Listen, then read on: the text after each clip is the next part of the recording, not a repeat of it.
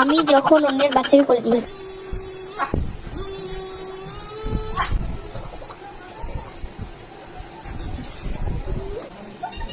অন্যেরা যখন আমার বাচ্চাকে কোলে নেয়,